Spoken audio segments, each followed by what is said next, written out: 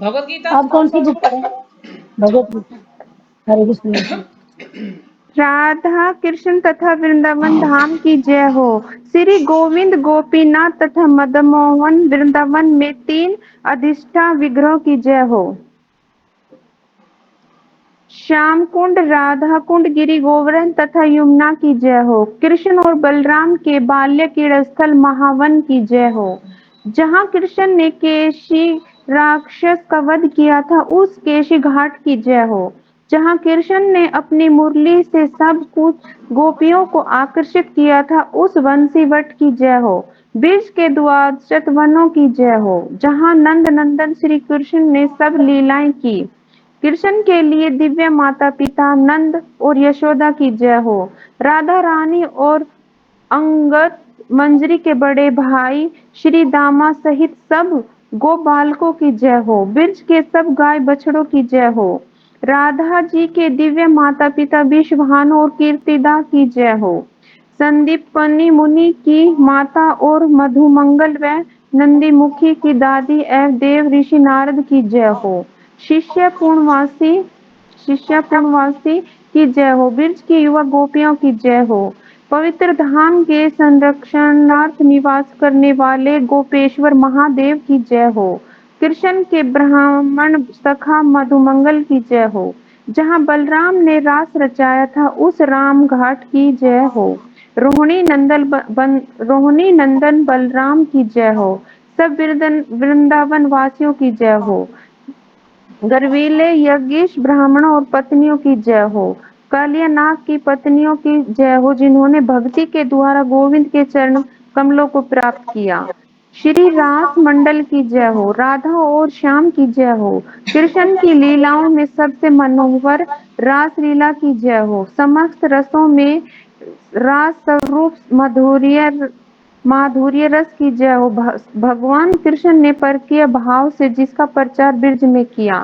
श्री नित्यानंद प्रभु की संगनी श्री जाह्नवी देवी के चरण कमलों का स्मरण कर यह दीनहीन कृष्णदास नाम संकीर्तन कर रहा है। हरे कृष्णा माता जी दंडवत हाँ जी, प्रणाम। हरे कृष्णा, प्रणाम। कविता माता जी नहीं आई आज? माता जी पता नहीं, मुझे तो कुछ बात नहीं। हम ही लोग आए। चलो माता आ जी हूँ तो जाएंगे। मैं हाँ जी, आई तो हूँ कविता मैं। माता जी के लिए आज बोल रहे हैं। कविता अच्छा माता जी के कविता लिए। माता जी। कविता माता जी पूछ रही हूँ, अच्छा मगर कविता माता जी नहीं आई आज। अच्छा हरे कृष्ण। तो आज हम पढ़ेंगे 32वां श्लोक। ठीक है, पेज नंबर है 48 मेरी बुक में, आपकी में जो है निकाल लीजिएगा। श्लोक संख्या 32, 33, 34, 35। तो पहले प्रार्थना करेंगे। ओम अज्ञानतिमिरान्धस्य ज्ञानाञ्जनशलाकया चक्षुरुन्मीलितं येन तस्मै श्रीगुरुवे नमः। श्रीचैतन्यमनोभीष्टं स्थापितं येन भूतले स्वयं रूपकदा मह्यं ददाति स्वपदान्तिकं। वन्देऽहं श्रीगुरो श्रीयुतपदकमलं श्रीगुरुं वैष्णवांश्च श्रीरूपं साग्रजातं सहगण रघुनाथं तं सजीवं साद्वैतं सावधूतं परिजनसहितं कृष्णचैतन्यदेवं श्री राधा कृष्ण पादान सहगण ललिता श्री विशाखान्विताश्च हे कृष्णा करुणा सिंधु दीनबंधु जगतपते गोपेश गोपिका कांत राधा कांत नमस्तुते। तप्त कांचन गौरांगी राधे वृंदावनेश्वरी वृषभानुसुते देवी प्रणमामि हरिप्रिये। वाञ्छाकल्पतरुभ्यश्च कृपा सिन्धुभ्य एव च पतितानां पावनेभ्यो वैष्णवेभ्यो नमो नमः। जय श्री कृष्ण चैतन्य प्रभु नित्यानंद श्री अद्वैत गदाधर श्रीवासादि गौर भक्तवृंदा। हरे कृष्णा कृष्णा कृष्णा हरे हरे, हरे राम राम राम हरे हरे। नमो विष्णु पदाय कृष्ण कृष्ण।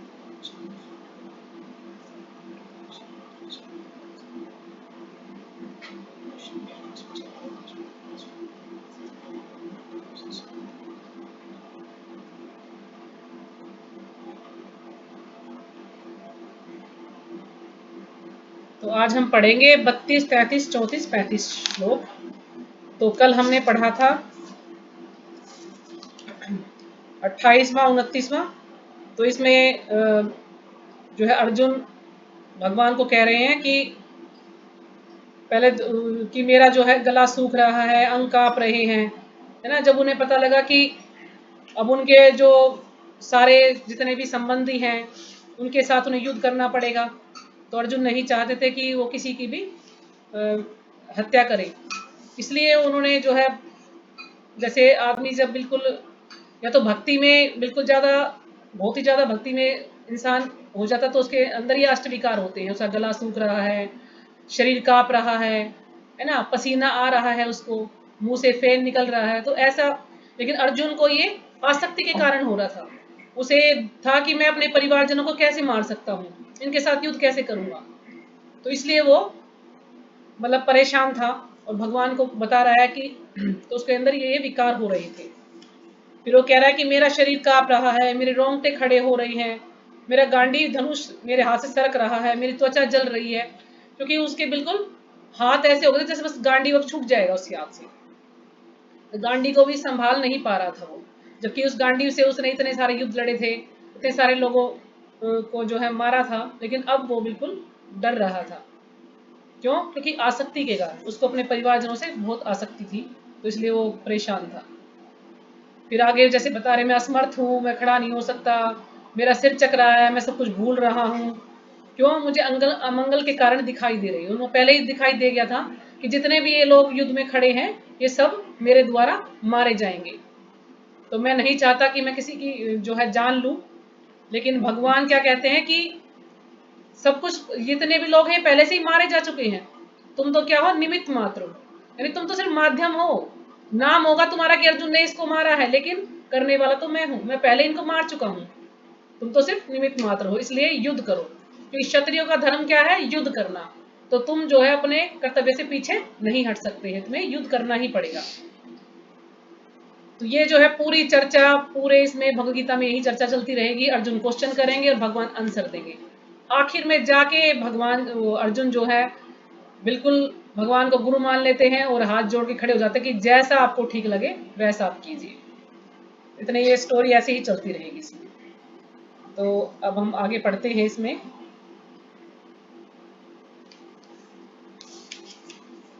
32वां श्लोक है, किम नो राज्येन गोविंद किम भोगै जीर्वितेन वा येषामर्थे कांक्षितं नो राज्यं भोगा सुखानि च तै इमे अवस्थिता युद्धे प्राणासत्य कत्वा धनानि च आचार्यः पितरः पुत्राः सतथैव च पितामहः मातुला सवशुरा पौत्रा शाला संबंधिन सतदा एतान् हन्तुमिच्छामि घ्रतो अपि मधुसूदन अपि त्रैलोक्ये राज्यस्य हेतो किं न मही कृते निहत्य धृतराष्ट्रान् का प्रीति सया जनार्दनः।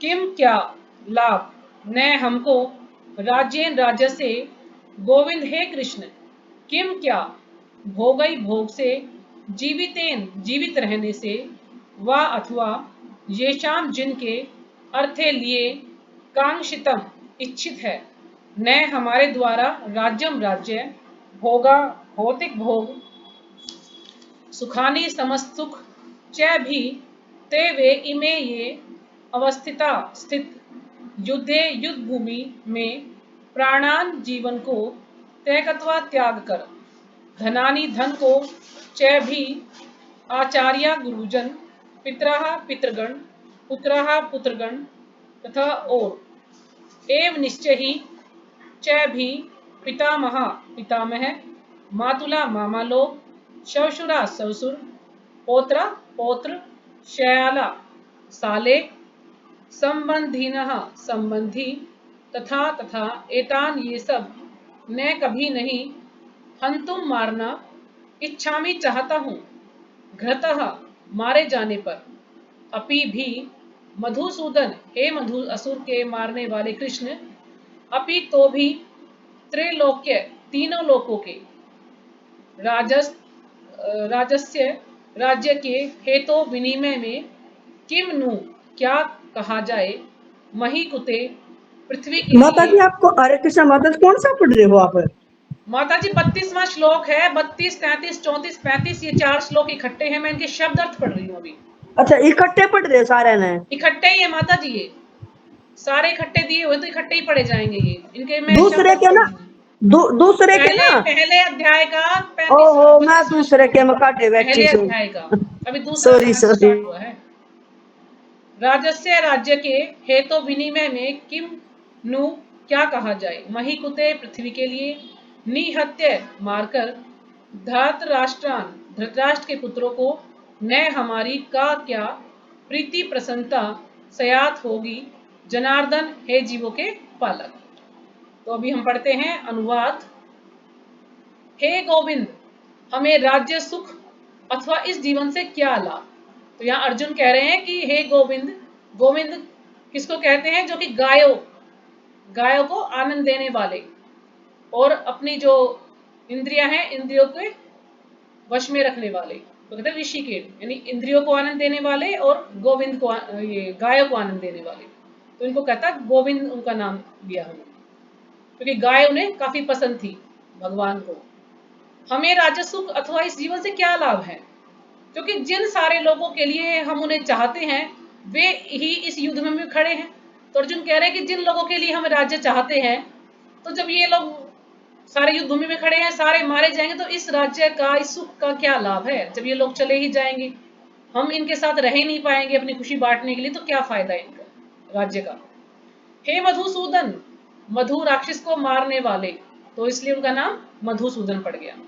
जब गुरुजन पितृगण, पुत्रगण, पिता में मामा ससुर पौत्रगण, साले तथा अन्य सारे संबंधी अपना अपना धन एवं प्राण देने के लिए तत्पर हैं और मेरे समक्ष खड़े हैं, तो फिर मैं इन सबको क्यों मारना चाहूंगा। तो कह रहे कि सब मेरे सामने खड़े हुए हैं, अपने प्राण त्यागने के लिए, प्राण देने के लिए तत्पर हैं, तैयार है, तो फिर मैं इन्हें क्यों मारना चाहूंगा। भले ही वे मुझ क्यों न मार डाले, भले ही वे मुझे क्यों न मार डाले, लेकिन मैं उनको नहीं मारना चाहता हूं। हे जीवों के पालक, मैं इन सबों से लड़ने को तैयार नहीं, भले ही बदले में मुझे तीनों लोग क्यों न मिलते हो, चाहे मुझे तीनों लोग क्यों ना मिल जाए, मैं इनको नहीं मारना चाहता बदले में। इस पृथ्वी की तो बात ही छोड़ दे, भला धृतराष्ट्र के पुत्रों को मारकर हमें कौन सी प्रसन्नता मिलेगी। अगर हम धृतराष्ट्र के पुत्रों को मार देंगे, इससे क्या प्रसन्नता मिलेगी, क्या सुख मिलेगा हमें। और यदि हमें मिलेगा भी तो ऐसे सुख का, या ऐसे राज्य का क्या लाभ, जब हमारे प्रियजन या हमारे मित्रगण या हमारे परिवार वाले ही नहीं रहेंगे, तो हम किसके साथ जो है ये राज्य का सुख भोगेंगे। क्या फायदा ऐसे राज्य से कि इनको हमें मारना पड़े। क्यों, क्योंकि अर्जुन इस आसक्ति के कारण, उसे अपने परिवारजनों से आसक्ति थी, इस कारण से वो ये सोच रहा था। दूसरा कारण ये था कि वो भक्त था। जो भक्त होता है वो इतना विनम्र होता है कि यदि कोई उसके साथ गलत भी करता है तो भी वो उसके लिए कभी बुरा नहीं सोचता, हमेशा उसका भला ही करता है। फिर भी क्योंकि अर्जुन शुद्ध भक्त है भगवान का, तो इसलिए भी वो सोच रहा है कि नहीं, चाहे इन्होंने मेरे साथ गलत किया, लेकिन मैं इनके साथ गलत नहीं करूंगा। क्यों, क्योंकि उसकी सोच ऐसी है, वो किसी को दुख नहीं पहुंचाना चाहता, किसी को मारना नहीं चाहता। वो कहता कि मैं सहन कर लूंगा, मैं कोई बात नहीं, मैं भीख मांग के गुजारा कर लूंगा, लेकिन मैं इनको नहीं मारना चाहूंगा। तो आगे हम पढ़ते हैं तात्पर्य शिल्पाद जी के द्वारा। शिल्पाद जी की जय। अर्जुन ने भगवान कृष्ण को गोविंद कहकर संबोधित किया, क्योंकि वे गो तथा इंद्रियों की समस्त प्रसन्नता के विषय हैं। क्योंकि भगवान गो को बहुत ज्यादा पसंद करते हैं। जैसे कि एक बार आपने जैसे स्टोरी सबने सुनी हुई है, तो मैं ज्यादा लॉन्ग में नहीं बताऊंगी इसको। जैसे इंद्र ने जब वर्षा की थी ब्रिज में, तो उसने वर्षा तो कर दी, क्योंकि उसकी पूजा नहीं की, तो उसने वर्षा कर दी कि मैं सबको डुबो दूंगा। लेकिन भगवान के आगे किसकी चलती है, भगवान ने गोवर्धन पर्वत उठाया, सबकी रक्षा की। अब इंद्र जो है बड़े कुंठित थे, बड़े दुखी थे कि भाई मैंने भगवान के प्रति अपराध किया, तो मैं भगवान से क्षमा कैसे मांगू। तो इसलिए वो सुरभि गाय के पास गए और सुरभि गाय को आगे कर दिया, भगवान के पास लेकर गए कि सुरभि गाय जो है मेरी तरफ से कुछ कहें ताकि भगवान मुझे क्षमा कर दे। तो सुरभि गाय ने प्रार्थना की कि आप इंद्र को क्षमा कीजिए, तो भगवान ने उनको क्षमा किया। तो इसलिए क्योंकि गो, उन्हें पता था कि भगवान जो है गो को बहुत प्रेम करते हैं, इसलिए उन्हें सुरभि गाय को आगे कर दिया। माता जी गाय बोलती भी थी क्या वो सुरभि? ये तो माता जी अब मुझे नहीं पता, शायद बोलती भी हो, क्योंकि इतना है कि गाय से उस समय ये था, ऐसी गाय होती थी वो सुरभि, उनसे कुछ भी मांगे तो वो हमें मिल जाता था। हाँ, वो दूध वगैरह भी जब तो है वो जब भी निकाल कल्प लेते वृक्ष थे। का पौधा है ना, उस पेड़ से कुछ भी मांगे तो मिल जाएगा। तो ऐसे वो सुरभि गाय थी, जिसके पास सुरभि गाय थी वो उसे कुछ भी मांगता उसको वो व्यवस्था कर दी जाती थी। तो इतनी कृष्ण इतनी की शक्ति गाय होती थी माता गायों जी के अंदर। बोलती भी थी, जो सुर भी गाये जब कृष्ण मथुरा गए थे ना, युद्ध कंस ने बुलाए थे, हाँ जी। तो जब सुर भी ना बहुत स्तुति करी थी भगवान की। हाँ तो बोलती होंगी माता जी, अब देखो मैंने मेरे थना सुना का नहीं है। दूध जल रहा है, कौन पीवेगा, इस तरह बताइए। हाँ मैंने एक सुना था एक बार। हाँ ना, सुना होगा क्योंकि आप लोग सुनते ज्यादा हो ना। मैं तो अब कोई क्लास लेती नहीं हूँ, तो आप लोग सुनते हो। आदिल माता जी आपको कभी राधा रानी की कथाएं सुनाती हैं, कभी और चीजों में से बुक्स में पढ़ के सुनाती, तो नहीं, आप एक लोगों को पता एक होगा। बार मैंने ये टीवी पाया करता ना, जब सुने अकबर अच्छा, लेक्चर में सुना था, पता नहीं, मैंने सुने है ना, जरूर सुना था एक होगा बार। कहीं ना कहीं लेक्चर में सुना होगा। हाँ तो हो सकता है ये पहले की बातें हैं, अब तो ऐसी गाय नहीं होंगी। लेकिन ये कि गाय एक उसको पशु नहीं कहना चाहिए, गाय हमारी माता है। गाय के अंदर काफी गुण होते हैं, ये शास्त्रों में बताया गया है। जैसे गाय का गोबर भी जो है काफी अच्छा है, उसको हम जैसे लीपते हैं या यज्ञ वगैरह में या कोई भी भगवान का अभिषेक हाँ हो, उसमें भी माता उसको जी, यूज किया जाता ये है क्योंकि इतना बिल्कुल पवित्र है। आपने सही गाय सही का बोला। गोबर भी, गाय का गोमूत्र भी, है ना, हम्म, गाय का घी भी, गाय का दूध भी, सभी जो है बहुत ही महत्वपूर्ण है, इसलिए हमें इनका हम्म, सबका यूज करना चाहिए। जी। और जब गाय के लिए जब सब कर रहे थे ना कृष्ण का, हाँ जी। माता पिता, नगरवासी, सखा सखियां, तो उसी टाइम पर गाय ने भी बहुत रोई भी, और बहुत कृष्ण की स्तुति करी थी। मेरी याद भी आया तो। हाँ। हाँ की होगी माता जी, क्योंकि गाय तो बिल्कुल भगवान के साथ ही रहते ना। जैसे भगवान बांसुरी बजाते थे तो सब गाय ग्वाले गोपियां सब इकट्ठे हो जाते थे उनकी बांसुरी सुनने के लिए। इस विशिष्ट शब्द का प्रयोग करके अर्जुन संकेत करता है कि कृष्ण यह समझे कि अर्जुन की इंद्रियां कैसे तृप्त होंगी, है ना। ये विशिष्ट जो शब्द है गोविंद, इसका प्रयोग करके अर्जुन संकेत करता है, अर्जुन ये दर्शा रहा है कि कृष्ण यह समझे कि अर्जुन की इंद्रियां कैसे तृप्त होंगी।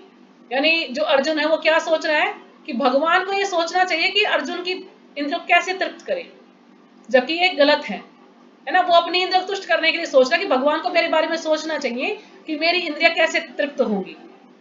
लेकिन जब हम भगवान की इंद्रियों को तुष्ट करते हैं तो हमारी इंद्रियां अपने आप ही तुष्ट हो जाएंगी। लेकिन हमें ये नहीं सोचना चाहिए कि भगवान जो है हमारी इंद्रियों को तुष्ट करे, हमें भगवान की इंद्रियों को तुष्ट करने का प्रयास करना है। तो अर्जुन यहाँ पर क्या सोच रहा है कि भगवान मेरी इंद्रियों के बारे में सोचे कि मेरी इंद्रियों कैसे तृप्त होंगी। क्यों? क्योंकि आसक्ति के कारण वो ऐसा सोच रहा था। हाँ, यदि हम गोविंद की इंद्रियों को तुष्ट करने का प्रयास करते हैं तो हमारी इंद्रियां स्वतः तुष्ट होती हैं, है ना। यदि हम भगवान की इंद्रियों तुष्ट करेंगे तो हमारी इंद्रियां तुष्ट हो जाएंगी। भौतिक दृष्टि से प्रत्येक व्यक्ति अपनी इंद्रियों को तुष्ट करना चाहता है और चाहता है कि ईश्वर उसके आज्ञा पालक की तरह काम करे, है ना। जो भौतिक दृष्टि से, जो भौतिक संसार में जो लोग रह रहे हैं, वो क्या सोचते हैं कि भगवान उनकी इंद्रियों को तुष्ट करे।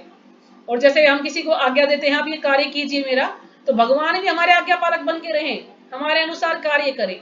लेकिन ये संभव नहीं है। किंतु ईश्वर उनकी तृप्ति वहीं तक करते हैं जितने के वे पात्र होते हैं, उस हद तक जितना उस हद तक नहीं जितना वे चाहते हैं। लेकिन भगवान उनकी इच्छाओं को पूरा करते हैं, उनकी इंद्रियों को तुष्ट करते हैं, लेकिन कहां तक? जहां तक भगवान जरूरी समझते हैं। लेकिन अगर वो जीव उससे ज्यादा चाहता तो भगवान वो नहीं करेंगे। जितना भगवान को सही लगता है उस हिसाब से भगवान उसकी इच्छाओं को पूरा करते हैं, उसकी इंद्रियों को तुष्ट करते हैं। लेकिन जीव जो सोचता है उसके अनुसार नहीं, भगवान अपने अनुसार उसको पूरा करते हैं। किंतु जब कोई उसके विपरीत मार्ग ग्रहण करता है, अर्थात जब वह अपनी इंद्रियों की तृप्ति की चिंता न करके गोविंद की इंद्रियों की तुष्टि करने का प्रयास करता है, तो गोविंद की कृपा से जीव की सारी इच्छाएं पूर्ण हो जाती हैं। यहाँ पर जाति तथा कुटुंबियों के प्रति अर्जुन का प्रगाढ़ स्नेह आंशिक रूप से इन सब के प्रति उसकी स्वाभाविक करुणा के कारण है। यानी जो अर्जुन है उसका जो प्रगाढ़ स्नेह है, इतना जो गहरा उसका प्रेम है, वो आंशिक रूप से, क्योंकि वो उनका अंश है। आंशिक के कई है कि अंश के संबंध में या थोड़ा सा, है ना, थोड़ी सी मात्रा में या अल्प मात्रा में भगवान जो अर्जुन है, क्योंकि उसके कुटुंबी हैं, वो उनका अंश है, उनके दादा हैं, कोई उनके पिता हैं, कोई उनके भाई हैं, कोई उनके दोस्त हैं, तो सभी के अंश के रूप में वो उनसे प्रगाढ़ स्नेह के कारण, और वो स्वाभाविक, क्योंकि उनका जो स्वभाव था वो करुणा के कारण, उनका स्वभाव ऐसा था, वो किसी को भी दुखी नहीं देख सकते, किसी को दुख नहीं दे सकते थे। तो यानी करुणा के कारण वो ऐसा सोच रहे थे। अतः वह युद्ध करने के लिए तैयार नहीं है। क्यों? क्योंकि करुणा के कारण सोच रहे थे कि नहीं, मैं युद्ध नहीं करूंगा, मैं अपने परिवारजनों को नहीं मारूंगा। क्योंकि करुणा के कारण, इतना उनके अंदर करुणा थी, इतना प्रेम था अपने परिवार के प्रति। हर व्यक्ति अपने वैभव का प्रदर्शन अपने मित्रों तथा परिजनों के समक्ष करना चाहता है ना। जो भी हमारे पास यश है, या जो भी हमारे पास संपत्ति है, या जो भी हमारे पास कोई भी प्रख्याति है, मतलब कुछ भी हमें, मतलब कोई भी हमें खुशी मिलती है, तो हम क्या सोचते हैं कि अपने परिवार के साथ उसको बांटे, है ना, परिवार के साथ उसका आनंद ले। तो अर्जुन भी यही सोच रहा था कि जब मान लीजिए मैं जीत जाऊंगा, अगर मुझे राज्य मिल भी जाएगा, तो मैं किसके साथ उसको बांटूंगा, किसके साथ आनंद मनाऊंगा? जब मुझे परिवार वाले ही नहीं रहेंगे तो क्या फायदा है ऐसे राज्य से। वो ये सोच रहा था कि मैं किसको दिखाऊंगा अपना यश, किसको अपना राज्य दिखाऊंगा, किसके साथ इसका आनंद लूंगा मैं। किंतु अर्जुन को भय है कि उसके सारे मित्र तथा परिजन युद्ध भूमि में मारे जाएंगे और वे विजय के पश्चात उनके साथ अपने वैभव का उपयोग नहीं कर सकेगा। भौतिक जीवन का यह सामान्य लेखा जोखा है ना।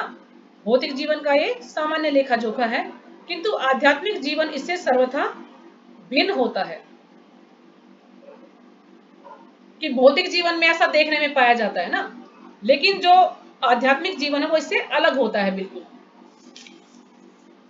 क्योंकि भक्त भगवान की इच्छाओं की पूर्ति करना चाहता है। क्यों? क्योंकि भक्त क्या सोचता है कि भगवान की इच्छाओं की पूर्ति करूं। लेकिन जो भौतिक संसार के लोग हैं, उनकी क्या आदत है, वो अपनी इच्छाओं की पूर्ति करते हैं, है ना। बहुत से लोग क्या करते हैं कि माँ मुरादे पूरी कर दे, हलवा बांटूंगी। आपने सुना ना भजन, यानी माँ मुरादे पूरी करेगी तो हलवा बांटेगी, नहीं तो नहीं बांटेगी, है ना। या शिव जी भगवान से प्रार्थना करेंगे, आप मेरा ये काम कर दीजिए तो मैं ये कर दूंगा। जैसे श्याम बाबा की मानता, तो श्याम बाबा से प्रार्थना करते हैं, मैं सवा मनी करूंगा, मेरा ये काम सिद्ध हो जाएगा। तो क्यों? कि वो सावन अपने सावन स्वार्थ के माता लिए जी करता शिव है। जी को रोज नहलाएंगे दूध से, पूरे हाँ, सावन सब। अभी सावन शुरू होने वाला है पूर्णमासी से, तो डेली मंदिर में यहाँ पर इतनी भीड़ लगी रहती है, साथ में कोई बेलपत्र चढ़ा रहा है, दूध चढ़ा रहा है भगवान को, सब कर रहे हैं। किस लिए? अपनी इच्छाओं की पूर्ति करने के लिए। बहुत कम लोग ऐसे हैं जो इसको बिना स्वार्थ के करते होंगे। ज्यादातर लोग अपने स्वार्थ को पूरा करने के लिए ही भगवान की भक्ति करते हैं। लेकिन जो भक्त है वो ऐसा नहीं होता। भक्त सिर्फ भगवान की इच्छा पूर्ति करने के लिए सोचता है कि भगवान की इच्छा कैसे पूरी करूं मैं। अतः भगवत इच्छा होने पर यह भगवान की सेवा के लिए सारे ऐश्वर्य स्वीकार कर सकता है। क्योंकि जो भक्त है वो भगवान की सेवा करने के लिए सारे ऐश्वर्य स्वीकार कर सकता है, लेकिन अपने अपने भोग के लिए वो ऐश्वर्य स्वीकार नहीं कर सकता। तो जैसे कि हम सुदामा का उदाहरण ले सकते हैं। सुदामा ब्राह्मण, तो सुदामा कितना गरीब था, लेकिन उसने भगवान से कभी कुछ नहीं मांगा। जैसी उसकी स्थिति थी उसी में वो खुश था। लेकिन बार बार जब उसकी पत्नी उसको कह रही थी कि अपने मित्र के पास जाओ, मित्र के पास जाओ, तो चले जाते हैं। और वहां पर जब जाते हैं तो भगवान ने उनका कितना आदर सत्कार किया, उनके चरणों को धोया, है ना, और उसको ग्रहण किया उस पानी को। लेकिन और लेकिन जैसे आजकल हम गाना सुनते हैं कि मेरे यार सुदामा रहे, है ना, कुछ कुछ बोलते हैं कि यानी वो गए तो उन्होंने पहरे दौरान में घुसने नहीं दिया। ऐसा नहीं लिखा हुआ कहीं पे भी कि उन्होंने घुसने नहीं दिया, वो चले गए थे। भगवान खुद दौड़ते हुए आए हैं उनको लेने के लिए। और जब भगवान ने वो कुछ चावल लेके गए थे तो भगवान ने उनको ग्रहण करना चाहा, लेकिन वो छुपा रहे थे कि ये तो कितने भाई ऐशोराम है इनके पास, ये तो राजा हैं, तो भगवान है, और मेरे चावल की क्या हैसियत है। लेकिन फिर भी भगवान प्रेम के भूखे ना, भगवान ने वो चावल लिए और उसको ग्रहण किया। फिर भगवान ने उनको सब कुछ दिया, लेकिन सुदामा ने कुछ नहीं मांगा। और जब सुदामा अपने घर वापस जाते हैं और जब देखते हैं, लेकिन रास्ते में ये बोलते जाते हैं कि बहुत अच्छा हुआ भगवान ने मुझे कुछ नहीं दिया, बहुत अच्छा हुआ भगवान ने मुझे कुछ नहीं, ये बोलते बोलते वो घर पहुंचते हैं। जब घर पहुंचते तो उनकी पत्नी उनके सामने आती है, उनको सज धज कर। तो उनको माता जी बोलते हैं कि माता जी यहाँ पे एक छोटी सी कुटिया थी, वो कहाँ गई? उसकी पत्नी बोलती, मुझे माता जी बोल रही, मैं तुम्हारी पत्नी हूँ। कह रहे तुम्हारे पास इतने सारे जेवर और इतने ऐसे कपड़े कहाँ से आए? कह रहे सब भगवान ने दिया। तो देखना इतना बड़ा महल बना हुआ है, लेकिन भगवान ने तो अपनी तरफ से पूरा किया, उसको महल दिया। लेकिन सुदामा ने क्या कहा कि जो बच्चे हैं वो इसमें रहें, मैं तो अपनी कुटिया में रहूंगा। उसने अपनी 7वीं कुटिया बनाई और वहीं पे उसने अपना जो है समय बिताया भगवान की भक्ति करते करते। तो ऐसे होते हैं शुद्ध भक्ति, यानी उसे अपने लाभ के लिए कुछ नहीं चाहिए था। फिर भी वो गया था पत्नी के कहने से और भगवान ने उसकी इच्छा पूरी की, लेकिन वो चाहता नहीं मैं कुटिया में ही रहूंगा जैसे मैं पहले रहा करता, ऐसे मैं भगवान की सेवा करूंगा। तो यानी जो भक्त है वो अपने ऐश्वर्य के कारण कुछ भी स्वीकार नहीं करता, लेकिन भगवान के लिए वो सब कुछ स्वीकार करता है। भगवान ने उसे दिया तो उसने स्वीकार किया, लेकिन उसने फिर भी अपना जो पहले का उसका रहन सहन था कुटिया में ही रहना, उसी को ज्यादा समझा कि मैं कुटिया में रहूंगा, बच्चे रहे इस मकान में, जो ये महल दिया है इसमें बच्चे रह सकते हैं। किंतु यदि भगवत इच्छा न हो तो वह एक पैसा भी ग्रहण नहीं करता, है ना। भगवत इच्छा ना हो तो एक पैसा भी ग्रहण नहीं करेगा, वो सिर्फ भगवान के लिए ही करता है सब कुछ। जैसे अर्जुन अपने संबंधियों को मारना नहीं चाह रहा था, और यदि उनको मारने की आवश्यकता हो तो अर्जुन की इच्छा थी कि कृष्ण स्वयं उनका वध करे, क्योंकि वो उनको मारना ही नहीं चाहता था, और वो सोचता था कि अगर उनको मारने की आवश्यकता है तो भगवान ही उनका वध करे। तो इस समय उसे यह पता नहीं है कि कृष्ण उन सबों को युद्ध भूमि में आने के पूर्व ही मार चुके हैं। अब अर्जुन को यह पता नहीं है, तो भगवान कह रहे कि ये पहले ही सब मारे जा चुके हैं, तुम तो क्या हो, निमित्त मात्र बनना है, तुम्हें तो सिर्फ निमित्त मात्र बनना है, तुम्हें सिर्फ माध्यम बनना है ये दिखाने के लिए कि तुमने मारा है, बाकी ये सब पहले ही मारे जा चुके हैं। क्योंकि जब द्रौपदी उनसे पूछने आई तो द्रौपदी को उन्होंने पहले ही बोल दिया था कि तुम्हारे सिर्फ 5 पति बचेंगे, बाकी सबकी मृत्यु निश्चित है, क्योंकि उनके पुत्र भी मारे गए थे उस युद्ध में। अश्वत्थामा ने उनको मार दिया था सोते हुए, तो उनका पूरा परिवार ही बस खत्म हुआ था, और 5 पांडव बचे थे, और लास्ट में परीक्षित महाराज बचे थे, क्योंकि अगर परीक्षित महाराज को नहीं बचाया जाता तो वंश ही खत्म हो जाता। तो लास्ट में परीक्षित महाराज बचे थे, और उसके बाद फिर उनके पुत्र हुए, तो उन्होंने राज्य किया था। इसका उद्घाटन अगले अध्याय में होगा, तो जैसे जैसे हम इसको पढ़ते जाएंगे तो और जैसे जैसे पढ़ेंगे तो आगे ये बात और क्लियर होती जाएगी कि सब कुछ करने वाले भगवान ही हैं। अर्जुन तो सिर्फ निमित्त मात्र है, यानी माध्यम है बस। भगवान का असली भक्त होने के कारण अर्जुन अपने अत्याचारी बंधु बांधवों से प्रतिशोध नहीं लेना चाहता था, क्योंकि वो भगवान का शुद्ध भक्त था। तो इसलिए वो अपने जो उसके जो परिवार वाले थे, यानी उसके जो भाई थे धृतराष्ट्र के पुत्र थे, वो उनसे कोई बदला नहीं लेना चाहता था, उसको कोई बदले की कोई भावना नहीं थी, क्योंकि वो भक्त था ना, वो सोचता था कोई बात नहीं, इन्होंने जो किया किया। किंतु यह तो भगवान की योजना थी कि सबका वध हो, लेकिन भगवान चाहते थे कि सबका वध होना है। भगवत भक्त दुष्टों से प्रतिशोध नहीं लेना चाहते, किंतु भगवान दुष्टों द्वारा भक्त के उत्पीड़न को सहन नहीं कर पा रहे, है ना। जो भक्त हैं वो भगवान से जो भक्त हैं वो अपने जो दुष्ट हैं उनसे प्रतिशोध नहीं लेना चाहते, लेकिन भगवान अगर कोई भक्त के उनके भक्तों को परेशान करता है, उनको कोई पीड़ा देता है, तो भगवान कभी सहन नहीं कर सकते। जैसे कि अम्बरीश महाराज का उदाहरण हम ले सकते हैं कि अम्बरीश महाराज कितने विनम्र थे। जब अम्बरीश महाराज ने व्रत किया था एकादशी का, और दुर्वासा मुनि आए थे, तो दुर्वासा मुनि ने काफी समय लगा दिया स्नान करने में, तो वो अम्बरीश महाराज को पारण करना था, तो उन्होंने पंडितों से पूछा, तो उन्होंने कहा ठीक है आप जल ले सकते हैं, इससे आपका व्रत टूट जाएगा और उनका भी मान रह जाएगा, उनको भोजन कराने के बाद आप भोजन ले लेना। तो उन्होंने जल ही पिया था, इतने देर में दुर्वासा मुनि आ जाते हैं और पता नहीं उनको क्या क्या बोलते हैं, तुमने मेरा अपमान कर दिया, और फिर अपने एक कृत्या एक होती है एक शक्ति, उसको छोड़ते हैं ताकि वो उसको जला दे, अम्बरीश महाराज को जला दे। लेकिन वो कृत्या जो है कुछ नहीं कर पाए अम्बरीश महाराज, जैसे ही भगवान का सुदर्शन चक्र वहां पर आ गया, और फिर दुर्वासा मुनि आगे आगे और सुदर्शन चक्र पीछे पीछे, वो सभी लोगों में घूम ले, लेकिन किसी ने उनकी सहायता नहीं की। आखिर में अम्बरीश महाराज के पास आए, भगवान ने कहा कि अगर ये तुम्हें माफ करते हैं तो ठीक है, मैं तुम्हें क्षमा नहीं कर सकता। और फिर अम्बरीश महाराज तो वैसे भी किसी को दुख नहीं देने वाले थे, तो उन्हें सुदर्शन चक्र से कहा कि यदि मैंने शुद्ध भाव से भगवान की भक्ति की हो तो आप इसे क्षमा करें। तो फिर उसको क्षमा कर दिया गया दुर्वासा मुनि को। तो क्योंकि भगवान कहते हैं कि मैं अपने प्रति कोई अपराध करता है मेरे प्रति तो मैं सहन कर सकता हूं, लेकिन कोई मेरे भक्त के प्रति अपराध करे तो मैं उसको सहन नहीं करूंगा। भगवान किसी व्यक्ति को अपनी इच्छा से क्षमा कर सकते हैं ना, भगवान का मन करे तो किसी को क्षमा कर सकते हैं वो, किंतु यदि कोई उनके भक्तों को हानि पहुंचाता है तो वे उसे क्षमा नहीं करते। इसलिए भगवान इन दुराचारियों का वध करने के लिए उद्यत थे, यद्यपि अर्जुन उन्हें क्षमा करना चाहता था। लेकिन इसी कारण से भगवान जो दुराचारी हैं, जो दुष्ट व्यक्ति हैं, जो भगवान अर्जुनों के भाइयों को या अर्जुन को पीड़ा दे रहे थे, तो ऐसे व्यक्तियों का वध करने के लिए भगवान तैयार थे कि ऐसे व्यक्तियों की मृत्यु होनी चाहिए। लेकिन अर्जुन क्या है, अर्जुन उनको क्षमा करना चाहता था, क्योंकि वो भक्त है ना, वो किसी को दुख नहीं दे सकता। जैसे कि हम चैतन्य चरितामृत में वासुदेव दत्त का नाम हमने सुना था, तो वासुदेव दत्त जो है क्या कहते हैं कि भगवान को प्रार्थना करते चैतन्य महाप्रभु कि जितने भी जीव हैं, सभी का पाप मुझे दे दीजिए, मैं सब कुछ सहन कर लूंगा, लेकिन आप इन सबको पापों से मुक्त कर दीजिए। कितना उसका भाव कि मैं सबके पाप लेने के लिए तैयार हूं, मैं भोग लूंगा, लेकिन आप इनको मुक्त कर दीजिए। तो क्योंकि जो भक्त है ना, वो सबके भले के बारे में सोचता है, कभी भी उनका बुरा नहीं सोचता। कोई सब बुरा करेगा तो भी वो भला ही सोचेगा उनका।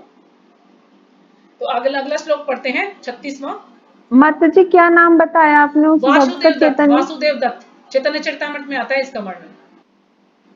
वे दोबारा से बोलना, सुनाई नहीं वासुदेव, दिया। वासुदेव दत्त।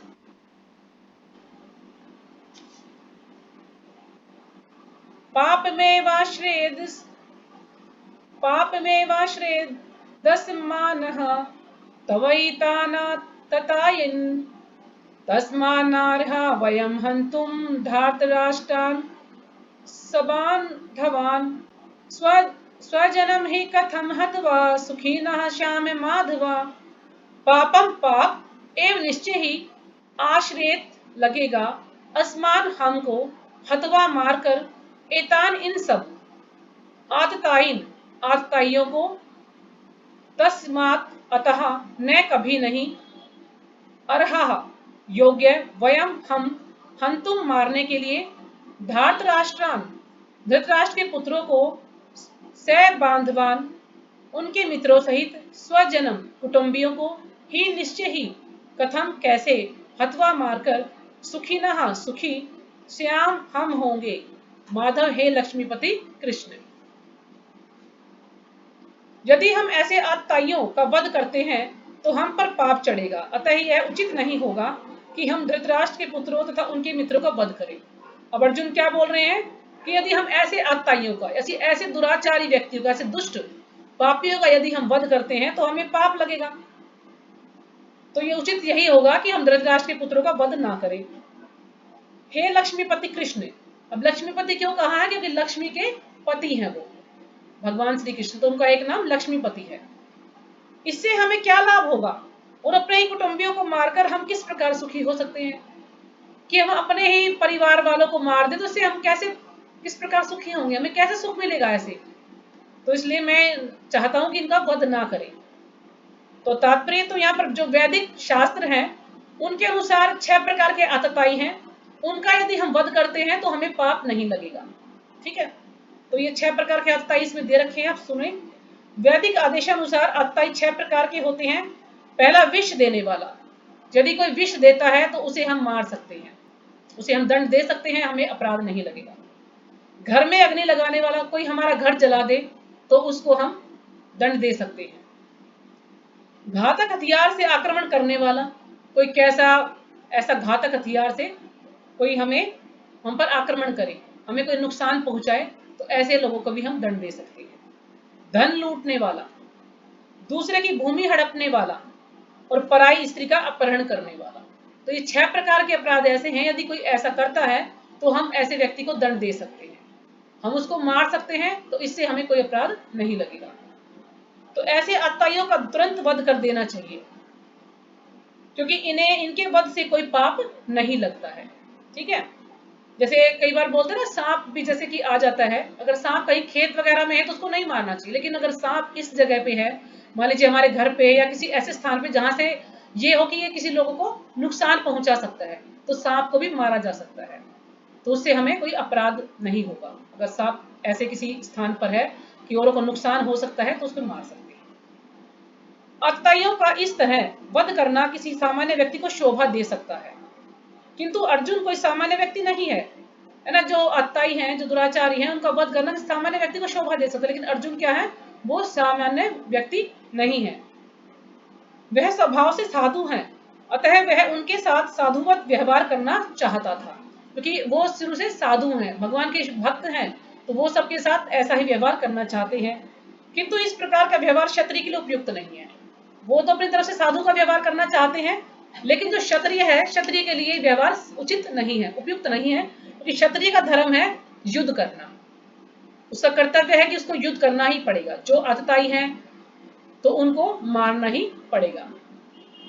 जब भी राज्य के प्रशासन के लिए उत्तरदायी व्यक्ति को साधु प्रकृति का होना चाहिए, यानी ये राज्य का जो प्रशासन है उसके लिए व्यक्ति को साधु प्रकृति का होना चाहिए, क्योंकि जो पहले समय में जो राजा होते थे वो उनको राजश्री कहा जाता था।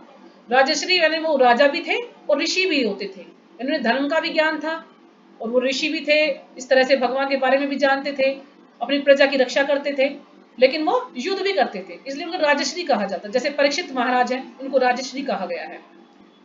तो यानी उसको साधु प्रकृति का होना चाहिए, किंतु उसे कायर नहीं होना चाहिए।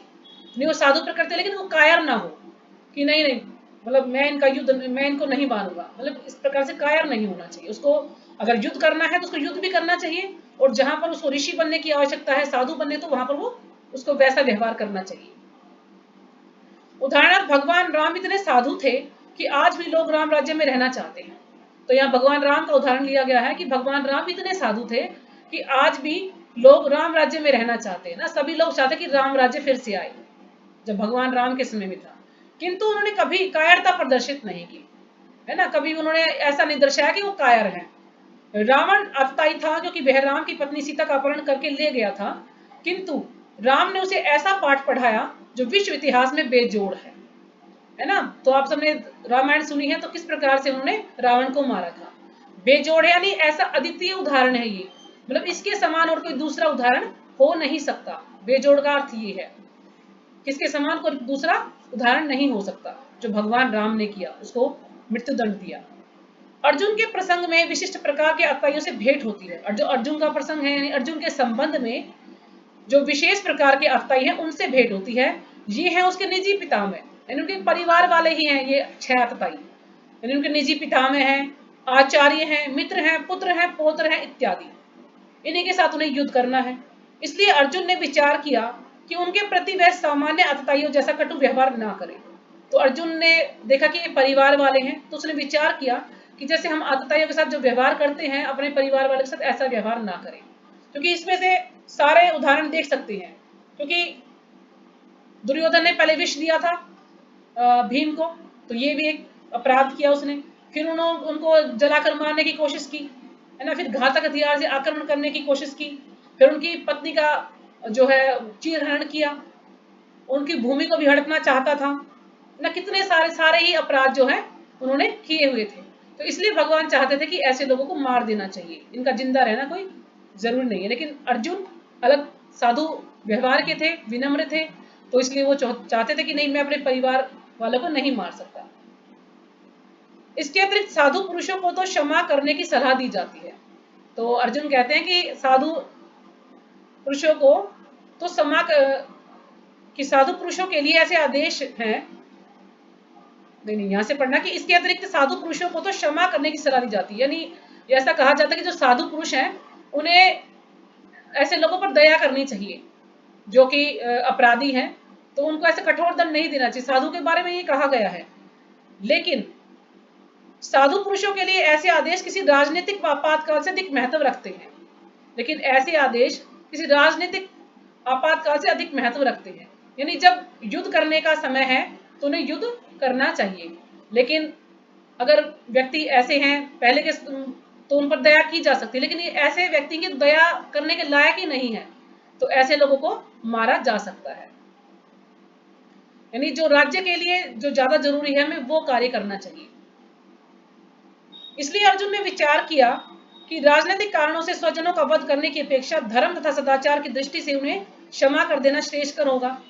लेकिन अर्जुन क्या सोच रहा है कि नहीं, राजनीतिक कारणों से स्वजनों का वध करने की, हम किसी राजनीतिक कारण के द्वारा किसी का वध करें, हमें चाहिए कि हमारे राज्य के लिए हम किसी को मारें, तो ये ठीक नहीं है। इससे ज्यादा श्रेष्ठकर क्या होगा, इससे ज्यादा अच्छा क्या होगा कि उन्हें क्षमा कर दे।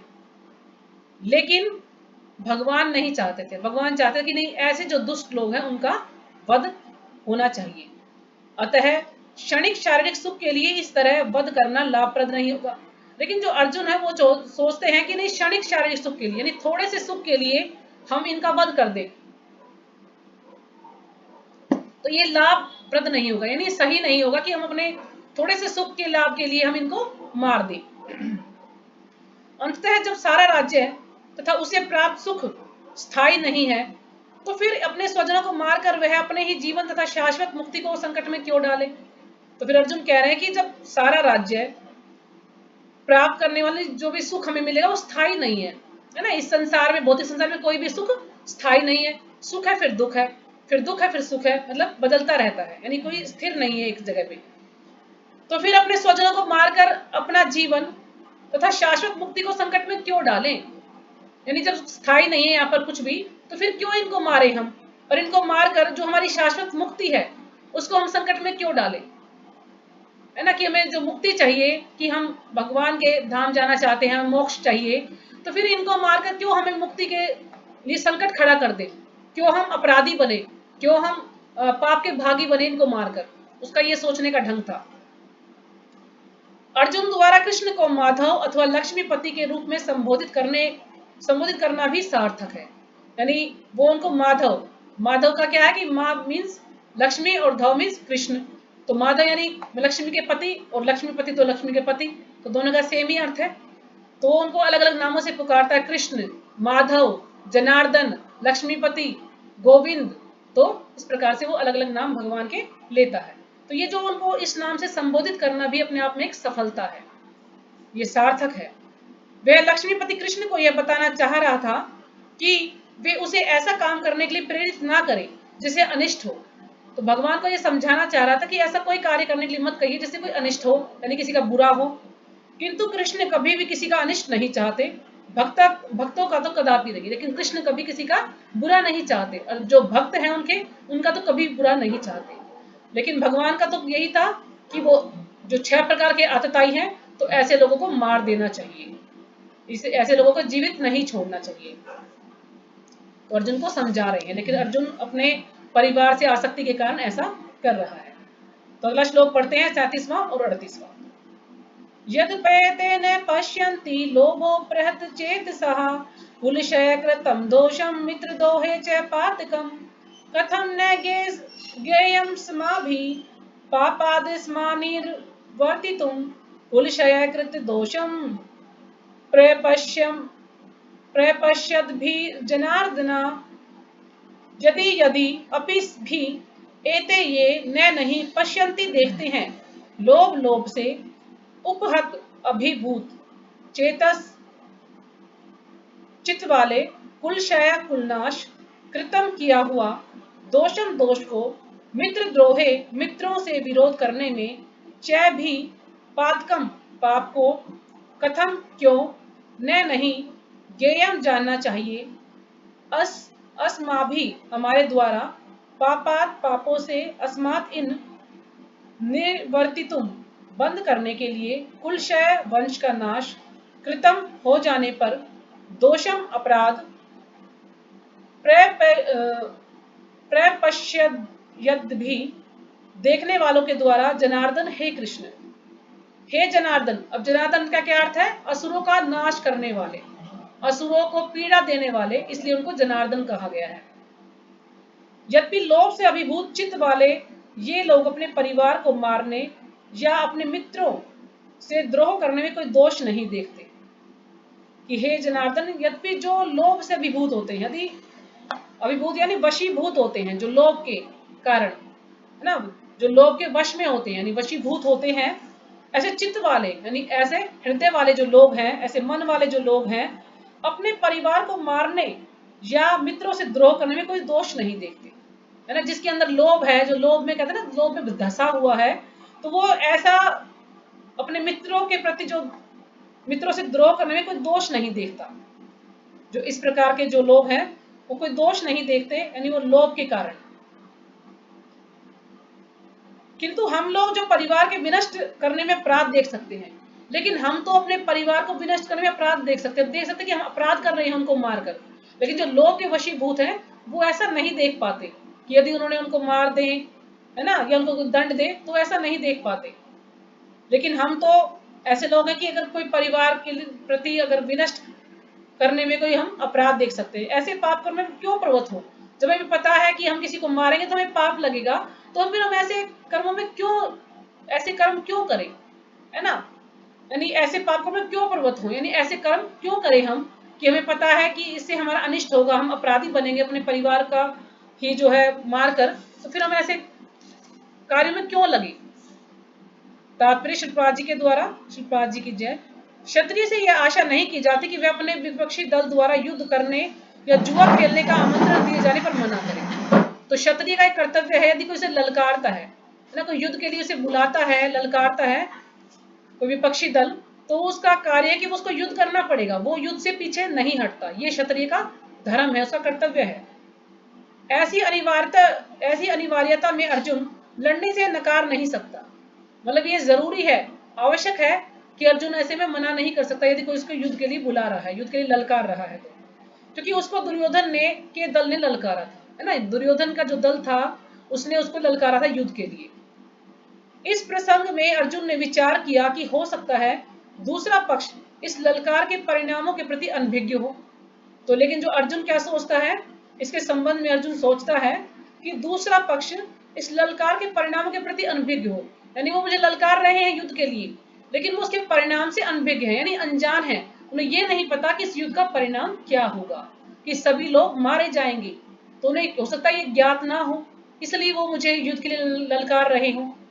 किंतु अर्जुन को तो दुष्परिणाम दिखाई पड़ रहे थे, अतः वे इस ललकार को स्वीकार नहीं कर सकता। लेकिन अर्जुन ये दुष्परिणाम देख पा रहा था कि युद्ध के परिणाम क्या होंगे। क्यों? क्योंकि भगवान उनके साथ थे। तो उन्हें ये इतना आभास था कि सभी लोग मारे जाएंगे युद्ध में। तो उन लोगों को हो सकता है इसके बारे में नहीं पता, लेकिन मुझे पता है, तो मैं इसलिए इस ललकार को स्वीकार नहीं कर सकता, मैं युद्ध नहीं कर सकता। यदि परिणाम अच्छा हो तो कर्तव्य वस्तुतः पालनीय है, यानी परिणाम अच्छा हो युद्ध का तो हम ये कर्तव्य कर सकते हैं, जो हमारा कर्तव्य युद्ध करना, हम इसको कर सकते हैं। किंतु यदि परिणाम विपरीत हो, यदि परिणाम उल्टा हो, खराब हो, तो हम उसके लिए बाध्य नहीं होते, तो हम उसके लिए बंधे नहीं है कि हम उसको जरूर करना है उस कार्य को। अगर इससे हमारा जो परिणाम अच्छा नहीं निकल रहा है, यदि इतने लोगों की मौत हो जाएगी, तो हम उसको लिए बाध्य नहीं कि हमें जरूर मतलब उसको करना है। अगर परिणाम अच्छा है तो हम उसको कर सकते हैं, है ना, असल में हम उसको कर्तव्य को कर सकते हैं। लेकिन यदि परिणाम खराब है तो हम उसको करने के लिए बाध्य नहीं है, हम किसी के बंधन में नहीं है। इन पक्ष विपक्षों पर विचार करके अर्जुन ने युद्ध न करने का निश्चय किया। यानी ये सब दोनों पक्ष विपक्ष अर्जुन ने विचार किया, उसके बाद ये निष्कर्ष निकाला कि मैं युद्ध नहीं करूंगा, यानी युद्ध ना करने का निश्चय किया अर्जुन ने। लेकिन जो भगवान है, भगवान तो चाहते थे कि वो युद्ध करे। तो एक श्लोक और लिया जाए, 10 मिनट है अभी। तो अगला श्लोक है 39वां। कुल क्षये प्रणश्यन्ति कुल धर्मा सनातना धर्मे नष्टे कुलम कृतसनम धर्मो अभिभवत्युत। कुल क्षय कुल का नाश कर होने पर, प्रणश्यन्ति विनष्ट हो जाती है, कुल धर्मा पारिवारिक परंपराएं, सनातना शाश्वत, धर्मे धर्म, नष्टे नष्ट होने पर, कुलम कुल को, कुलस्नम संपूर्ण, अधर्म अधर्म, अभिभवती बदल देता है, उत कहा जाता है। तो अनुवाद, कुल का नाश होने पर सनातन कुल परंपरा नष्ट हो जाती है और इस तरह शेष कुल भी अधर्म में परिवर्तित हो जाता है।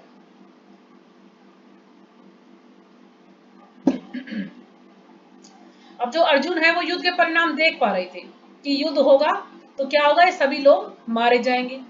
तो जब सभी लोग मारे जाएंगे तो क्या होगा कि कुल का नाश हो जाएगा, यानी कोई जिंदा नहीं बचेगा, तो इससे कुल का नाश हो जाएगा। जब सभी लोग मारे जाएंगे तो कुल कैसे चलेगा आगे, है ना, कोई तो वंशज होना चाहिए, यानी कुल का नाश हो जाएगा। तो उससे क्या होगा कि सनातन कुल परंपरा नष्ट हो जाएगी, यानी जो एक कुल परंपरा चली हुई है सनातन, ये नष्ट हो जाएगी।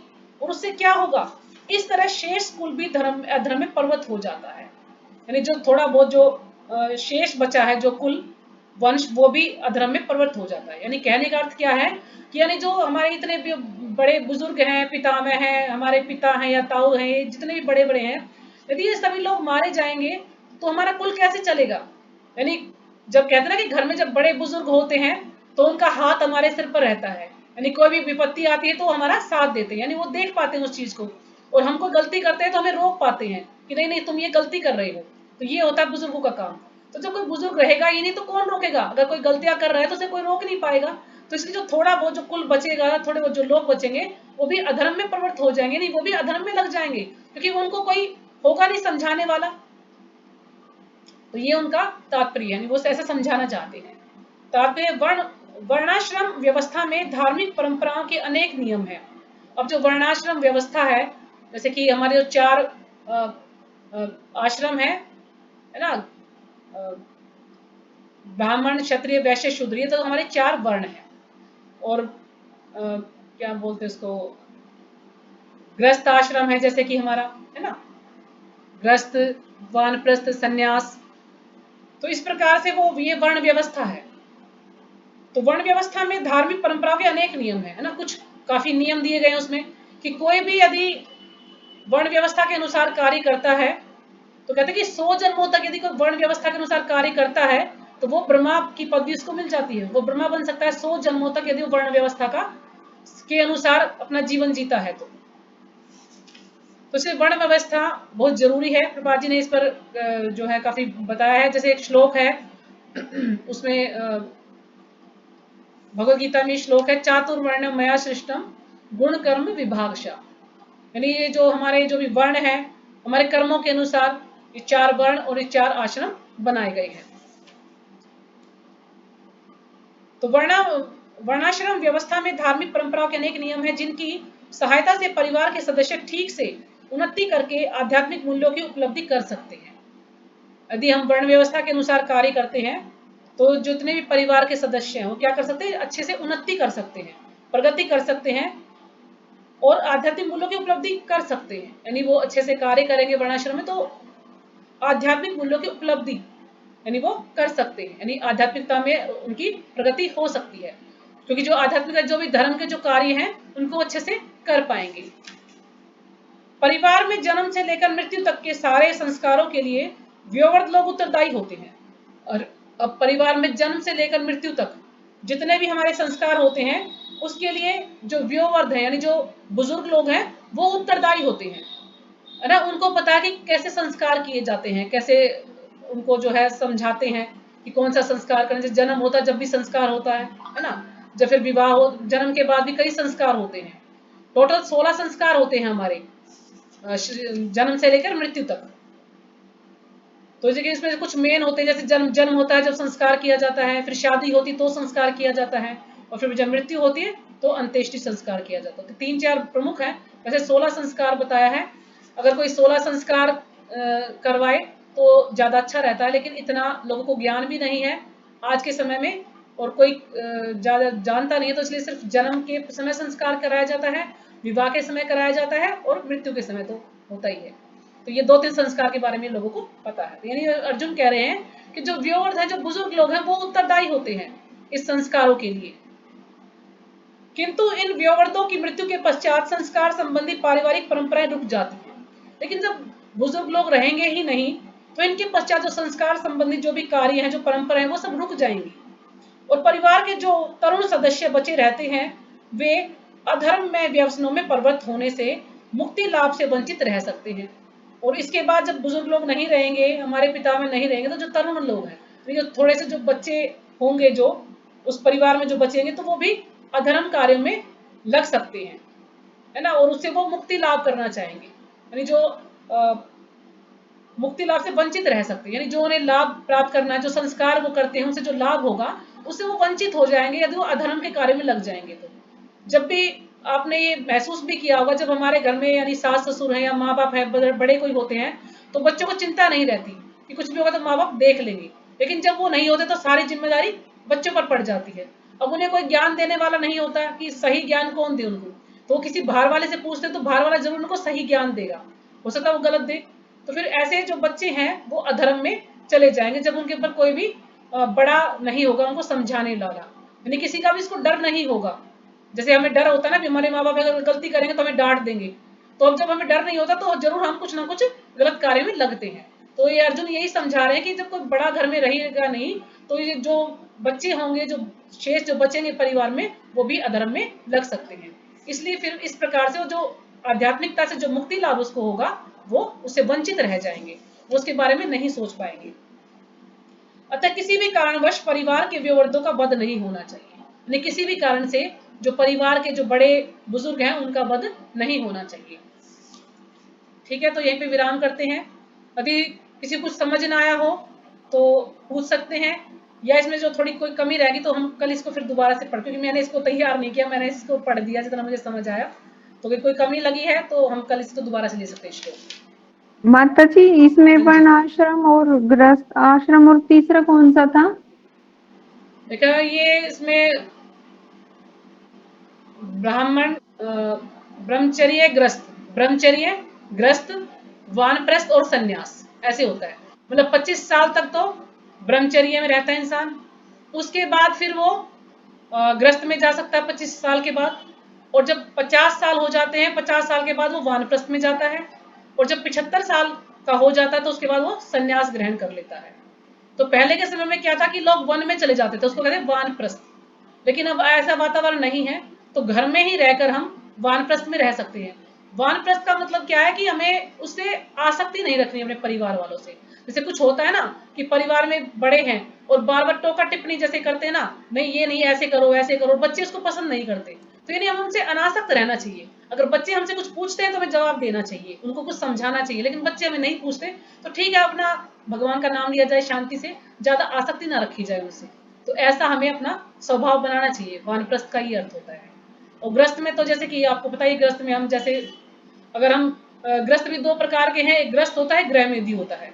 अगर गृह मेधी है तो वो क्या करेगा, भगवान का नाम नहीं लेगा, वो सिर्फ अपनी इंद्रियों को तुष्ट करने में अपने कमाने में लगा रहेगा। लेकिन यदि वो भगवान को केंद्र में रखता है तो वो कमाने के साथ साथ अपने परिवार का पालन पोषण करने के साथ भगवान को भी समय देगा, भगवान की भक्ति करेगा, भगवान की इंद्रियों को भी तुष्ट करना चाहेगा ना, भगवान को भोग लगाएगा, भगवान को स्नान कराएगा, यानी भगवान से संबंधित जो कार्य हैं, जो भक्ति के कार्य हैं, उनको भी करेगा। तो ये है ग्रस्त का कारण।